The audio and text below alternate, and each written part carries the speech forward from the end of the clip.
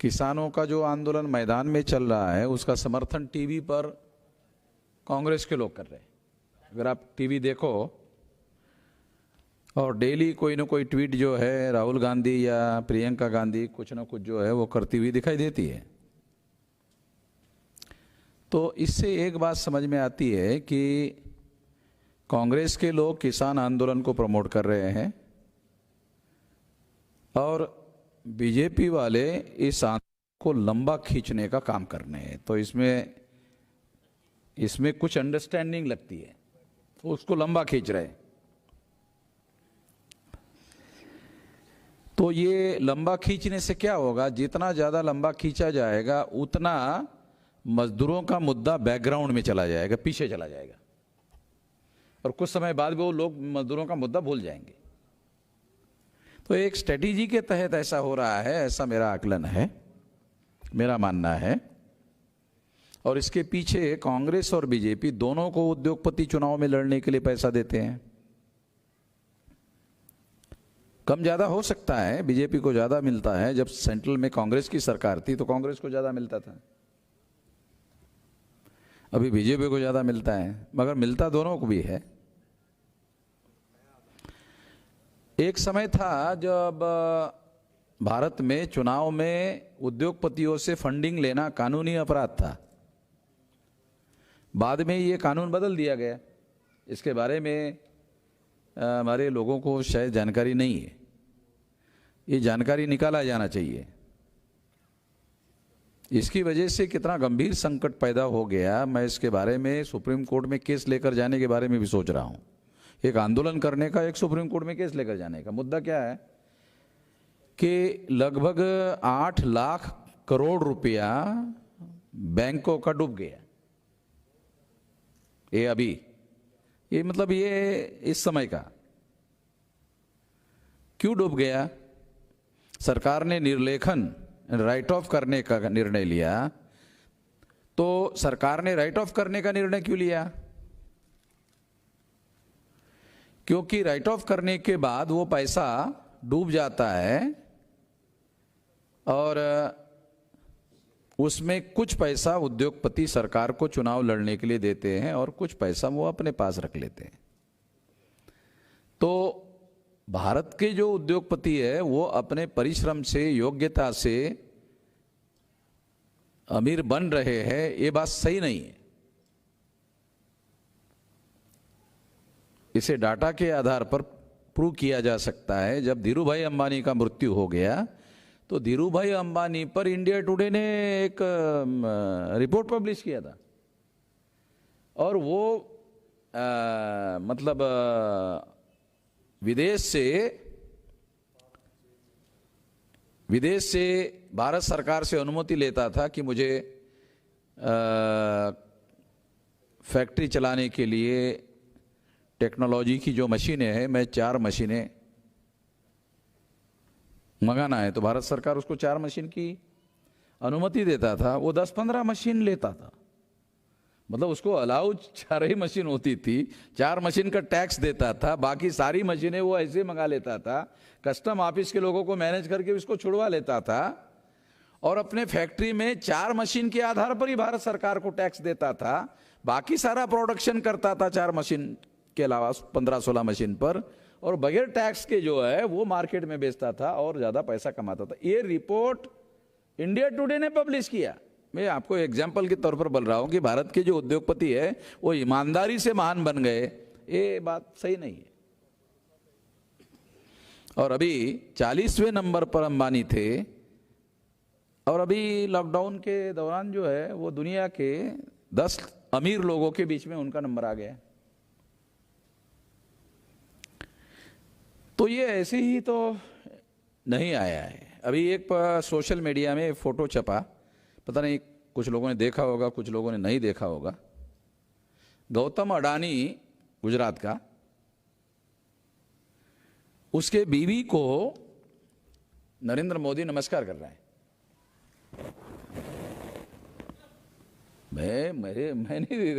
मुझे नहीं मालूम था वो, मुझे ऐसी कुछ चीज़ें जो है वो मेरी मिसेज जो है निशा ला करके दिखाती, उसको मैंने बोल के रखा है कि कुछ महत्वपूर्ण बातें जो है मुझे दिखाया करो, उसका फोटो भी निकाला करो। उसके लिए मैंने उसको प्रिंटिंग निकालने वाली मशीन भी लेके दिया,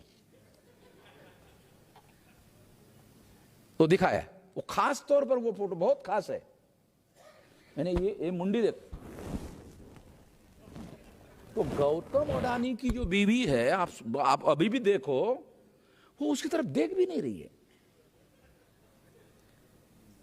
क्लियर दिखता है वो फोटो में क्लियर दिखता है कि गौतम अडानी की बीवी उसकी तरफ देखता भी नहीं। मैं फालतू आदमी साला इधर नमस्कार करने, ऐसा भाव उसके चेहरे पर है।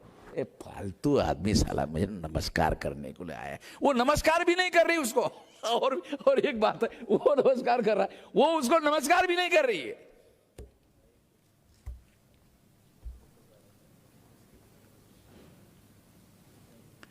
ये गौतम अडानी जामनगर का स्कूटर पर चलता था 10-20 साल पहले,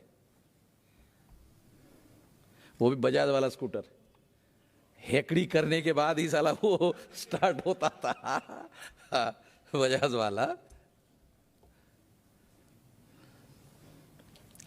तो ये मेरिट से आगे बढ़े हुए लोग हैं, मेरिट की बातें करते रहते हैं। जब रिजर्वेशन का मुद्दा आता है तो ये बात सही नहीं है।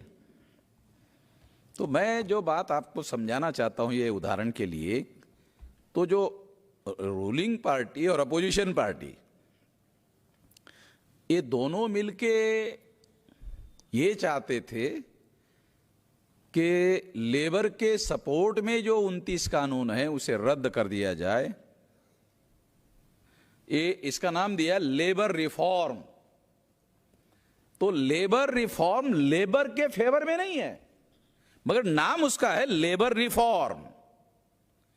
ये लेबर के विरोध में है और उद्योगपतियों के फेवर में है।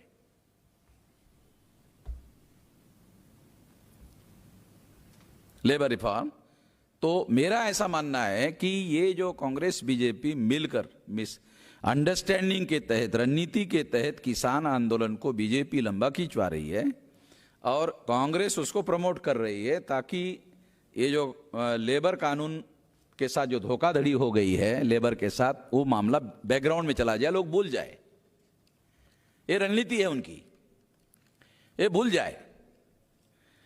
भूल क्यों जाए? क्योंकि फिर ये मुद्दा सामने नहीं आना चाहिए, क्योंकि फिर ये जो इंडस्ट्रियलिस्ट लोग हैं जो इनको पैसा देते हैं चुनाव में, उनके लिए खतरा पैदा हो जाएगा।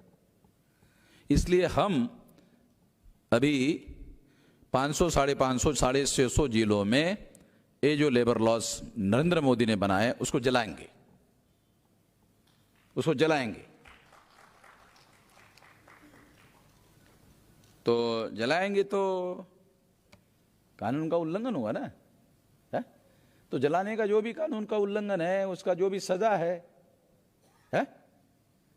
वो सजा भुगतेंगे। तो सजा भुगतने का जो सर्टिफिकेट है कुमार, वो सर्टिफिकेट हमारे लिए, बोले हम लोग जो है मजदूरों के लिए जेल जाकर के वापस आ गए।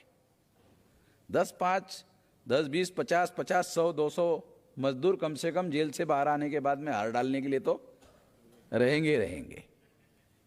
इससे कोई नुकसान होने वाला नहीं है, मेरा ऐसा मानना है। क्योंकि जब हम जलाएंगे तो उसका पब्लिसिटी भी करेंगे ना। बगैर पब्लिसिटी से करने से इसका कोई बेनिफिट होना नहीं है। नहीं, अगर पब्लिसिटी करते तो क्या होगा? अगर पब्लिसिटी नहीं करते तो क्या होगा? जंगल में मोर नाचा, किसने देखा? जंगल में तो मोर नाचा, तो देखा किसने? तो किसी ने भी नहीं देखा। ओके, तीसरा मुद्दा, किसी ने भी नहीं देखा। जंगल में मोर नाचा, सच में नाचा, मगर देखा किसी ने भी नहीं। जब देखा किसी ने भी नहीं तो उसका रियलिटी में अर्थ क्या होगा? जंगल में मोर नाचा ही नहीं, मगर जंगल में तो मोर नाचा।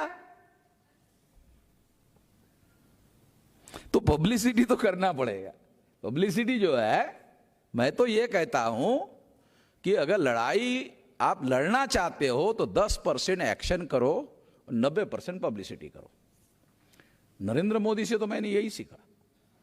नरेंद्र मोदी से भी साला सीखने लायक मामला है। वो कोई भी काम उसका पब्लिसिटी पहले करता है और उसके बाद ही, अभी देखो 9 करोड़ किसानों के खाते में 18,000 करोड़ डाला, हफ्ते भरे से साला पब्लिसिटी कर रहा है। हफ्ते भरे के बाद डाला उसने, वो भी उसके घर का एक नया पैसा नहीं है, वो तो भारत सरकार के बजट का है। हफ्ते भर तक पब्लिसिटी कर रहा है टीवी पे। मैं अभी घर में हूं, लॉकडाउन में, तो टीवी देख रहा हूं। तो ये हमको देखा देखी में भी सीखने का काम करना चाहिए, ये सीखने वाली बात है। तो इसलिए अभी जो कमेटी हमने बनाई, उन कमेटी के लोगों को, मातंग को भी मैं कहता हूं कि पब्लिसिटी का डिटेल प्लान, जैसे चौधरी विकास पटेल ने कहा कि लोकल लेवल पर मैनेजमेंट जो है, स्टेट लेवल पर, सेंट्रल लेवल पर, जहां जहां भी ये मैनेजमेंट करने का जो मामला है, अभी आने वाले समय में हम लोगों को करना चाहिए। तो ये एक बात है। दूसरी बात, क्योंकि ये जो साइड ट्रैक किया जा रहा है या बैकग्राउंड में लेबर कानूनों को पीछे ढकेला जा रहा है, ये उद्योगपतियों के फेवर का रणनीति का मामला है और ये म्यूचुअल अंडरस्टैंडिंग से चल रहा है। तो मैं ऐसा मानता हूं कि 48 करोड़ लेबर फोर्स है, उसके लिए आने वाले समय में भारत बंद के जो रणनीति हम लोगों ने बनाई है, उसमें भारत बंद में ये भी एक इशू शामिल करवाया जा सकता है। दूसरी बात, हमने अभी जो इधर मीटिंग में प्लान बनाया, उसके तहत किसानों के समर्थन में जो आंदोलन करने का प्लान बनाया, डिस्ट्रिक्ट लेवल पर धरना प्रदर्शन, तहसील लेवल पर धरना प्रदर्शन, ब्लॉक लेवल पर धरना प्रदर्शन, ग्राम पंचायत लेवल पर धरना प्रदर्शन, तो उसमें धरना प्रदर्शन के जो मुद्दे होंगे, उसमें पहले नंबर का मुद्दा किसानों का और दूसरे ही नंबर का मुद्दा ईवीएम का और तीसरे नंबर का मुद्दा मजदूरों का। ये 3 मुद्दों पर ये काम हम करेंगे और ये जब तक किसान का आंदोलन दिल्ली में चलता रहेगा, तब तक हमारा भी चलता रहेगा। और हमारी कोशिश ये रहेगी कि ज्यादा से ज्यादा लोगों तक हम लोग उनकी लड़ाई लड़ रहे हैं, ये जानकारी 90% पब्लिसिटी और 10% एक्शन लेने का काम हमको करना चाहिए। इस रणनीति के तहत हमको ये काम करना चाहिए।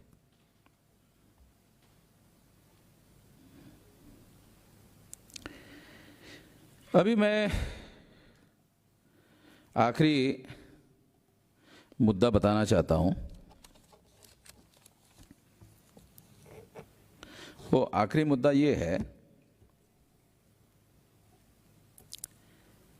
कि ये जो भूखमरी का जो इंडेक्स है, उसके बारे में कुमार ने बताया और भी लोगों ने बताया। एक और सर्वे रिपोर्ट पब्लिश हुआ है, डेमोक्रेसी इंडेक्स। डेमोक्रेसी का भी इंडेक्स जो है भारत वर्ल्ड लेवल में, अभी डेमोक्रेसी का इंडेक्स भी आया और डेमोक्रेसी के इंडेक्स में भी भारत का नंबर बुरे लेवल पर रखा गया है, अच्छे लेवल पर नहीं रखा गया है, उसको बहुत पीछे रखा पाकिस्तान से। भारत में डेमोक्रेसी के बारे में भारत का जो ब्राह्मण मीडिया है पाकिस्तान को बोलता है कि वहां तो डेमोक्रेसी है ही नहीं, यानी पाकिस्तान को नालायक कहते रहता है, नालायक है, नालायक है, नालायक है। जब आप दूसरों को नालायक कहते हैं तो सुनने वालों को लायक होगा यार, तभी तो नालायक कह रहा है। ये खुद लायक होगा इसलिए दुनिया वालों को, पाकिस्तान को नालायक कह रहा है, ताकि यानी दूसरों को नालायक कह के अपने को लायक साबित कर रहा है। जबकि दुनिया का डेमोक्रेसी इंडेक्स कह रहा है कि भारत की डेमोक्रेसी बुरे स्तर पर है और उस पर एक लोक सत्ता में बहुत लंबा आर्टिकल छपकर आया, बहुत विस्तार से बहुत सारी बातें उसमें है और उसका बहुत बृहद रिपोर्ट जो है वो भी इंटरनेट पर अवेलेबल है। मैं तो आप लोगों को मालूम है बाबा भारत की डेमोक्रेसी के बारे में क्या कहता हूं। अभी अमिताभ कांत नाम का एक अधिकारी है, नीति आयोग का चीफ एग्जीक्यूटिव ऑफिसर, उसने कहा कि भारत में टू मच डेमोक्रेसी। वो कहता है टू मच डेमोक्रेसी। अरे भारत में टू मच डेमोक्रेसी नहीं, डेमोक्रेसी ही नहीं है। टू मच डेमोक्रेसी नहीं, डेमोक्रेसी ही नहीं है। भारत में जो है वो ब्राह्मणोक्रेसी है। भुखमरी की वजह ये है, वंश भेद की वजह ये है, लेबर के विरोध में कानून किसान के विरोध में कानून। जो अभी 14 करोड़ का आंकड़ा किसानों का हमारे कार्यकर्ता ने दिया, तो अगर एक किसान के परिवार में 5 लोग मानो तो 70 करोड़ हो गए। 70 करोड़ की संख्या होगी उसकी परिवार को मिला करके। लेबर 48 करोड़ मानो तो ये 120 करोड़ के लगभग ये आंकड़ा चला गया। 140 करोड़ में तो जो 20 करोड़ का जो आंकड़ा है वो सारा वो फिर वो ऊपरी लेवल के लोगों का है। ये तो सारा हमारे लोग है। तो इसका मतलब ये है कि जो डेमोक्रेसी हमारे देश में है वो प्रतिनिधित्व विहीन डेमोक्रेसी है। इसमें schedule caste, schedule tribe, backward class, minority के लोगों को रिप्रेजेंटेशन ही नहीं है। रिप्रेजेंटेशन के बगैर डेमोक्रेसी ही नहीं होती है। एक ध्यान रखो, डेमोक्रेसी का अगर दूसरा नाम किसी ने मुझे पूछा कि डेमोक्रेसी का दूसरा नाम क्या है, representative system. Without representation democracy नहीं हो सकती। बाबा साहब अंबेडकर भी इस बात को मानते थे। इसलिए सबसे पहले बाबा साहब अंबेडकर जब सक्रिय हुए तो 1918 को साउथ बरो कमीशन को उन्होंने रिप्रेजेंटेशन का ही मेमोरेंडम दिया। 27 साल की उम्र के थे बाबा साहब अंबेडकर। तो जो रिटर्न में मेमोरेंडम दिया वो रिप्रेजेंटेशन के लिए दिया। वो ये सोचकर कि आज नहीं तो कल, कल नहीं तो परसों भारत आजाद होगा और आजादी में डेमोक्रेसी आएगी। डेमोक्रेसी में हमारे लोगों को रिप्रेजेंटेशन नहीं होगा तो आजादी हमारे लिए नहीं होगी। रिप्रेजेंटेशन नहीं होगा तो आजादी नहीं होगी। तो भारत के लोगों को आजादी क्यों नहीं मिली? रिप्रेजेंटेशन नहीं है। शेड्यूल कास्ट को रिप्रेजेंटेशन नहीं है, शेड्यूल ट्राइब को रिप्रेजेंटेशन नहीं है। इनको जो रिप्रेजेंटेशन है वो ब्राह्मण लोगों की जो पार्टियां है उनकी ताकत है। जो हमको रिजर्व सीट में जो सीटें मिलती है उससे हमारे समाज की ताकत नहीं बढ़ती है, उनकी ताकत बढ़ती है। बैकवर्ड क्लास के लोगों को पॉलिटिकल रिजर्वेशन नहीं है तो उनका पॉलिटिकल पार्टियां जो है ब्राह्मणों की, उनके तरफ से नॉमिनेटेड रिप्रेजेंटेशन है। तो जिन्होंने नॉमिनेट किया वो उनकी ताकत है। अब शिवराज चौहान है, किसकी ताकत है? वो ब्राह्मणों की पार्टी की ताकत है। शिवराज चौहान जिस जाति का है उसकी तो ताकत नहीं है। वहां तो शिवराज चौहान जो ओबीसी का है, वहां टीवी पर कार्यक्रम दिखाए जा रहे हैं। वो जो बोल रहा है टीवी में, वो तो खेती पे जाके किसानों का इंटरव्यू लिया जा रहा है। बोले नहीं, वो तो शिवराज चौहान कह रहा है, वो तो हमको नहीं मिल रहा है। तो एक नया मैकेनिज्म डेवलप किया प्रस्तापित ब्राह्मणों में, वो उनके ही मीडिया है। वो क्या करते हैं? प्रोपोगंडा करते हैं, वन वे प्रोपोगंडा करते हैं।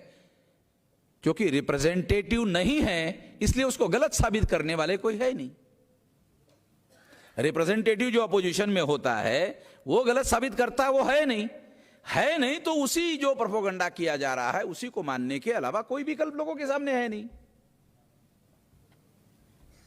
एक खास प्रकार की डेमोक्रेसी डेवलप की गई है, इसलिए सारे दुनिया के लोग इसको largest democracy in the world कहते हैं। मगर किसानों के आंदोलनों ने largest democracy in the world को नंगा कर दिया।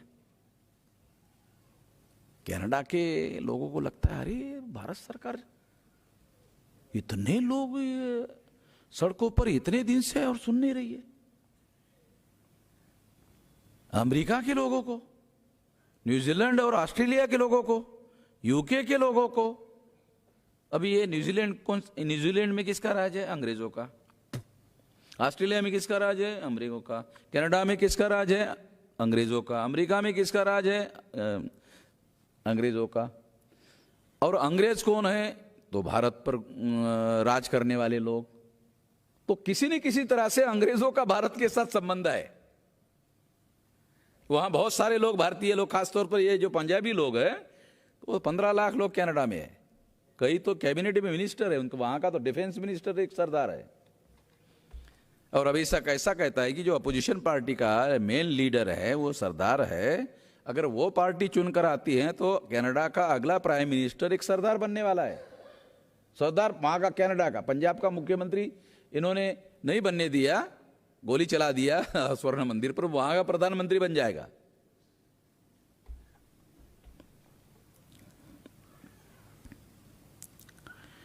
तो दुनिया में किसान आंदोलन की वजह से largest democracy in the world नंगा हो गया। और मैं जो कहता था, क्या कहता था, लार्जेस्ट नौटंकी इन द वर्ल्ड। मैं अभी किताब भी लिखने के बारे में सोच रहा हूं कि अभी अनुकूल वातावरण है, दुनिया वाले मेरी बात सुनने के लिए अनुकूल वातावरण है। लार्जेस्ट नौटंकी इन द वर्ल्ड। तो ये अमेरिका यूरोप के लोगों को साला समझ में नहीं है ये नौटंकी का क्या मतलब है। तो उसके ऊपर एक चैप्टर लिखना पड़ेगा, नौटंकी का क्या मतलब है। महाराष्ट्र की भाषा में कहा जाए तमाशा इन द वर्ल्ड, नॉर्थ की लैंग्वेज में नौटंकी इन द वर्ल्ड। तो तमाशा से ज्यादा बेहतर शब्द मुझे नौटंकी लगता है।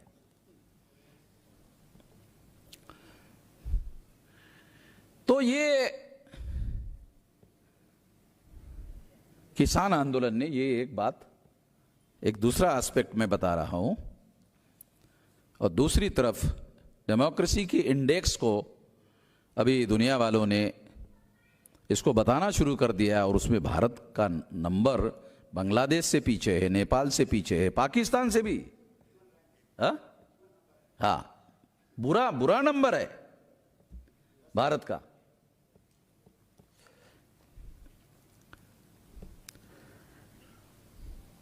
अब ये लोग अगर कितना भी कहे कि पाकिस्तान में ये है वो है, उससे बुरा नंबर है, क्यों रिकॉर्ड में आ गया वो।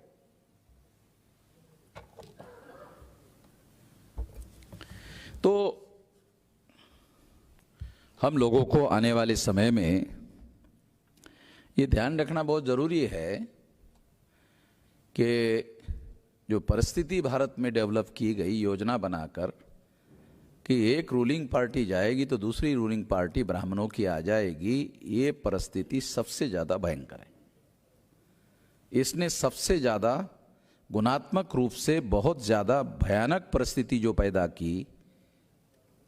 48 करोड़ लेबर के विरोध में नरेंद्र मोदी ने काम किया, 14 करोड़ किसानों के विरोध में नरेंद्र मोदी ने काम किया, एजुकेशन पॉलिसी सारे बहुजन समाज के विरोध में बनाया, लेबर लोगों के लिए कितना भयंकर काम किया। इतना सारा काम करने के बावजूद भी उसको यही लगता है कि बंगाल में तो हम ही चुनाव जीतेंगे, और 2024 का भी चुनाव हम ही जीतेंगे अभी भी। तो ये सारा जो चमत्कार है वो उनके अंदर जो कॉन्फिडेंस बिल्ड किया गया है वो ईवीएम की वजह से। तो ये 100% ईवीएम से चुनाव जीतने के लिए समर्थन लाया जाता है, ये बात सही नहीं है, मैं ये नहीं कह रहा हूं। मगर ईवीएम से जीतने लायक समर्थन लाया जाता है, वो बहुत डिफरेंस, मैं बहुत माइक्रो डिफरेंस बता रहा हूं। जैसे फॉर एग्जांपल, इस बात को प्रूव करने के लिए एक खास बात बताता हूं कि हैदराबाद में के चंद्रशेखर राव को यह पहले ही मालूम हो गया था कि अगर ईवीएम अगर यहां महानगर पालिका में लागू कर दिया जाए तो मेयर बीजेपी का होगा। तो उसने महानगर पालिका के चुनाव में बैलेट पेपर का ये किया, तो बैलेट पेपर का काम किया, इसकी वजह से 49 सीटें, 150 में से 49 सीटें आई। अगर ईवीएम मशीन वहां होता तो मेयर बीजेपी का होता। इसका मतलब मैं ये डाटा के साथ प्रूव कर रहा हूं इस बात को कि बीजेपी के समर्थन में लोग नहीं है, ये बात सही नहीं है। बीजेपी के समर्थन में लोग है, और हैदराबाद में बीजेपी के समर्थन में होने की बहुत बड़ी वजह क्या है कि एमआईएम की वजह से वो मामला हिंदू मुसलमान का बनाने में कामयाब हो गए। और एमआईएम ने क्या किया कि बीजेपी के, नरेंद्र मोदी के और इन लोगों के विरोध में मैं अगर ज्यादा जोर जोर से बोलूंगा तो मुसलमानों का ध्रुवीकरण होगा, तो हमारे पार्टी को फायदा होगा। वो अपने रणनीति पर काम कर रहा है। कौन? एमआईएम। तो एमआईएम को पिछले बार 44 सीटें थी, अब की बार भी उसकी 44 सीटें आई, वो चुनकर आई। और उसके इस तरीके से बिहेव करने की वजह से बीजेपी हिंदू मुसलमान का मामला खड़ा करने में कामयाब हो गई। तो उनकी 3 सीटें थी पिछले 5 साल के पहले, तो 3 के 49 हो गए। तो इसका मतलब है हिंदू मुसलमान का जो नैरेटिव है भारत में, ये इतना किसान के विरोध में, लेबर के विरोध में, एजुकेशन बहुजन समाज के विरोध में, रिजर्वेशन के विरोध में, मतलब 90% लोगों के विरोध में काम जो है लगातार डेली नरेंद्र मोदी बीजेपी की सरकार कर रही है, फिर भी उसको सफलता हासिल करने के लिए पूरा कॉन्फिडेंस है। उसका एक बड़ा कारण हिंदू मुसलमान का नैरेटिव है, हिंदू मुसलमान का मुद्दा है, जिसके आधार पर उनको ऐसा लगता है कि हम चुनाव जीत सकते हैं। और जब उसके साथ ईवीएम जुड़ जाता है तो उनको गारंटी होती है कि जितने लायक जो संख्या है, यानी विजयी होने लायक जो संख्या है, जैसे फॉर एग्जांपल 294 सीटें बंगाल में है, तो 294 है, तो इसका मतलब है 146, 147, 147 सीटें अगर उनको मिलती है तो सरकार उनकी बन जाएगी। 148 सीटें अगर बंगाल में बीजेपी को चुनकर आती है तो वो क्या सोचते हैं कि हम अपने बलबूते पर 100-125 सीटें जीत सकते हैं हिंदू मुसलमान के नाम पर, मगर सरकार नहीं बना सकते। ईवीएम अगर हमारे साथ में हो तो फिर सरकार बना सकते। ये बात आपको समझा रहा हूं, बहुत माइक्रो बात है, इसको समझने की बहुत ज्यादा जरूरत है कि बीजेपी के साथ लोगों का समर्थन नहीं है, ये बात सही नहीं है। बीजेपी के साथ समर्थन है, वो समर्थन हिंदू मुसलमान के मुद्दे पर खड़ा किया गया है। वो मुद्दे लोगों के मुद्दों का समाधान किया इसलिए नहीं, बल्कि लोगों के विरोध में काम किया और मामला हिंदू मुसलमान का खड़ा किया। लोगों के विरोध में काम किया, मगर लोगों को हिंदू मुसलमान में, अब अभी देखो लोग भूखमरी से मर रहे हैं, 16 लाख बच्चे भूखमरी से मर रहे हैं, तो नरेंद्र मोदी क्या बोलेगा? हमने आपको राम मंदिर का वादा किया था, पूरा किया। बोलिए पूरा किया कि नहीं किया? या पूरा किया। साले 16 लाख बच्चे मर रहे। अब वो 16 लाख बच्चे जो है राम मंदिर बनाने से बचेंगे कैसे? नहीं बचते ना। तो मैं आपको समझा रहा हूं कि हिंदू मुसलमान का जो नैरेटिव है वो समर्थन खड़ा करता है, और ईवीएम सत्ताधारी बनाने में मदद करता है। हिंदू मुसलमान का नैरेटिव जो है, नेशनलिज्म का नैरेटिव जो है, भारत चाइना का नैरेटिव जो है, स्वदेशी का नैरेटिव है, आत्मनिर्भरता का नैरेटिव है, चीन के सामान पर बहिष्कार डालने का नैरेटिव है, वो सारा का सारा मामला जो है इमोशनल है। भारतीय लोगों की समस्याओं का नरेंद्र मोदी ने समाधान किया, इस वजह से समर्थन नहीं है उसको। ये माइक्रो बात समझने की कोशिश करो। बातों को समझाने का मैं प्रयास कर रहा हूं, ये समझो, फिर उस बातों को ध्यान में रखते हुए हमारी रणनीति हमको बनानी होगी। हमको क्या करना होगा? केवल विश्लेषण ही करते रहेंगे?